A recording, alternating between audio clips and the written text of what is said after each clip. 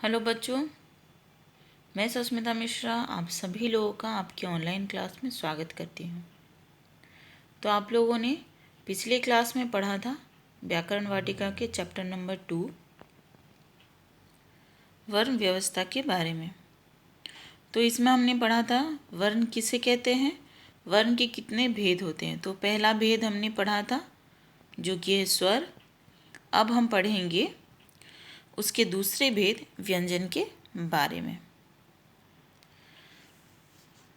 जिन वर्णों के उच्चारण में हवा मुख के अलग अलग स्थानों को छूकर बाहर निकलती है वे व्यंजन कहलाते हैं। व्यंजन वर्ण स्वर की सहायता के बिना नहीं बोला जा सकता। आप लोगों को पता है कि जब वर्ण हमारे मुंह से निकलते हैं, ध्वनि को वर्ण कहते हैं, ठीक है।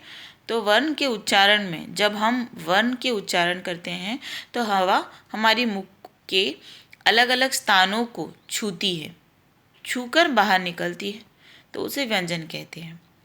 तो आप लोगों को पता है कि स्वर को बोलने के लिए किसी की सहायता लेनी नहीं पड़ती, पर व्यंजन को बोलने के लिए स्वर की सहायता लेनी पड़ती है।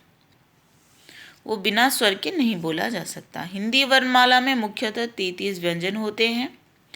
व्यंजन के मुख्यतः 3 भेद होते हैं: स्पर्श, अंतस्थ और ऊष्म। स्पर्श व्यंजन, इन व्यंजनों के उच्चारण में जिह्वा मुख के विभिन्न भागों जैसे कंठ, तालु, मूर्धा, दंत और ओठ को स्पर्श करती है। जैसे क, ख, ग, घ, व कंठ को स्पर्श करती है। च, छ, ज, झ, ञ तालु को स्पर्श करती है।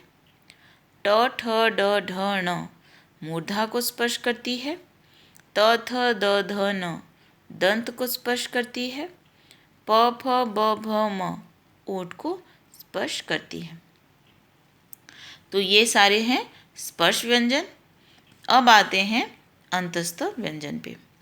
अंतस्थ व्यंजन कौन कौन से होते हैं? इन व्यंजनों का उच्चारण मुख के आंतरिक भागों से होता है, यानी इसके उच्चारण में जीभ, दांत और ओठ एक दूसरे को स्पर्श नहीं करते। य, र, ल और व ये सारे अंतस्थ व्यंजन होते हैं। ऊष्म व्यंजन, इन व्यंजनों के उच्चारण में हवा मुख से रगड़ खाकर बाहर निकलती है। स, स, स और ह ऊष्म व्यंजन है। तो ये व्यंजन के बारे में हम लोगों ने पढ़ लिया। अब आते हैं व्यंजन संबंधी कुछ महत्वपूर्ण बातें।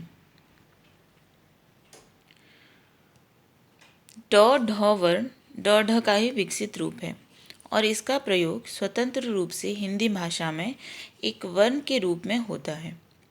इनका प्रयोग शब्दों के बीच में या अंत होता है, जैसे रबड़, सड़क, पढ़ाई।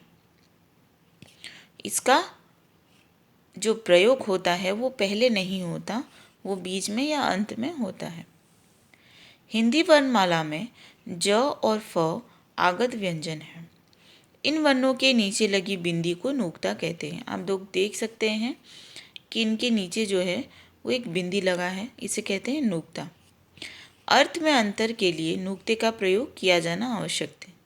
जैसे ज़रा, ज़रा मतलब थोड़ा सा, और अगर हम नुक्ता हटा दें तो बनेगा जरा, जो कि है बुढ़ापा।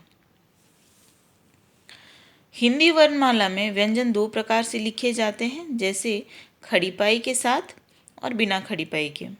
खड़ी पाई के साथ क, ख, ज, झ, श, श आदि, और बिना खड़ी पाई के साथ व, छ, ट, ठ, ड, ढ, ड, ढ, द, र, ह ये सारे हैं बिना खड़ी पाई के साथ। जब एक जैसे 2 व्यंजन एक साथ आते हैं तो उसे द्विविध व्यंजन कहते हैं। तो आप लोगों को पता है कि एक जैसे 2 व्यंजन, एक ही व्यंजन को 2 बार जोड़ा जाता है तो उसे कहते हैं द्विविध व्यंजन। जैसे मक्का, क और क एक व्यंजन को 2 बार जोड़ा गया है, एक साथ लाया गया है, तो उसे द्विविध व्यंजन कहते हैं। जब दो अलग अलग व्यंजन एक साथ जुड़कर नए रूप ग्रहण कर लेते हैं तो उन्हें संयुक्त व्यंजन कहते हैं। हिंदी वर्णमाला में ये 4 संयुक्त व्यंजन, जिसे संयुक्ताक्षर भी कहते हैं, जैसे क और श को मिलाकर बना क्ष, त और र को मिलाकर बना त्र, ज और ञ को मिलाकर बना ज्ञ, और स और र को मिलाकर बना श्र। व्यंजन को स्वर रहित करने के लिए इनके नीचे हल चिन्ह लगाया जाता है, जिसे हलंत कहते हैं। जैसे क हलंत आप लोग देख सकते हैं, नीचे हल का चिन्ह लगा है, तो ये स्वर के बिना है। जब हम इसमें स्वर जोड़ेंगे तो ये व्यंजन स्वर सहित होगा। जब हम उसको जोड़ेंगे स्वर को, अभी ये स्वर के बिना है।